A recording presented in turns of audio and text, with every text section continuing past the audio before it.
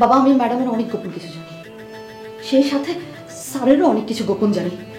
এ নিয়ে তাদের মধ্যেই বিশাল বড় ঝামেলা, কিন্তু সবাই ভাবছে এই ঝামেলার কেন্দ্রবিন্দু আমি। বিশ্বাস করুন বাবা, আমি আর কিচ্ছু জানি না। বিশ্বাস করেন আমার মুখের কথা, আমি সত্যি কিচ্ছু জানি না। সামির স্যার অনেক ভয়ঙ্কর মানুষ, উনি আমাকে গুম করে ফেলতে পারে, খুনও করে ফেলতে পারে। বাবা, আমি মরতে চাই না বাবা, আপনি আমাকে বাঁচান বাবা, প্লিজ বাবা আমাকে বাঁচান। তুমি শান্ত হও। একবার যখন আমার দরবারে চলে আসছো, তোমার আর কোনো চিন্তা নাই। শান্ত মনে বাসায় যাবে, আমার খাদেম তোমার সাথে যোগাযোগ রাখতে হবে।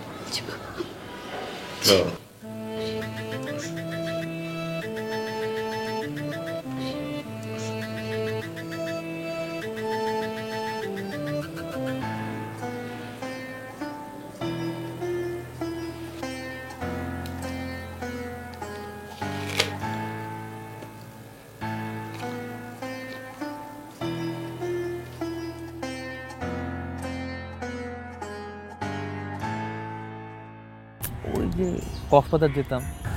জানি, আমি জানি তুমি তোমার সব বন্ধুদের নিয়ে কক্সবাজার যাবে, রাহুল ভাইয়াও যাবে, ওনার গার্লফ্রেন্ডও যাবে। রাহুল তো যাবে রাহুলের মতো তার গার্লফ্রেন্ড নিয়ে, তুমি যাবা? আমি তো যেতেই চাই, যদি তুমি নিয়ে যাও। যাই আবার কান্নাকাটি করবো না তো? কান্নাকাটি কেন করবো? আছে একটা কারণ। যাবা তো? প্রমিস? বলো না প্লিজ। আমি যাইতো যাবো না। যাইতো প্লিজ, না যাইতো। তোমার সাথে আমি যাবো না, আমি কান্নাকাটি করতে আমি যাবো না। কলার আব্বা। হ্যালো আব্বা, আসসালামু আলাইকুম। কেমন আছেন আব্বা? তো বা আছি ভালো। আম্মা কেমন আছে? আচ্ছা আব্বা,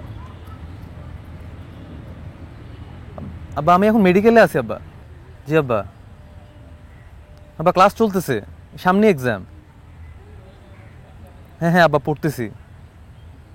না না আব্বা, খাওয়া দাওয়ার কোনো সমস্যা নেই। আপনারা সবাই ভালো আছেন তো?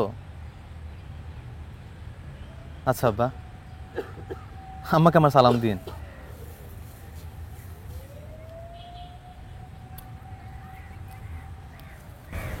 কি হয়েছে? আমি মনে হয় আমার মা বাবার সাথে অনেক বড় একটা অন্যায় করে ফেলতেছি। তারা জানে আমি মেডিকেলে পড়ি। এটা কোনো কথা? এখন তুমি এগুলো কিভাবে হ্যান্ডেল করবা? তোমার তো এইবারও মেডিকেলে চান্স হয় নাই।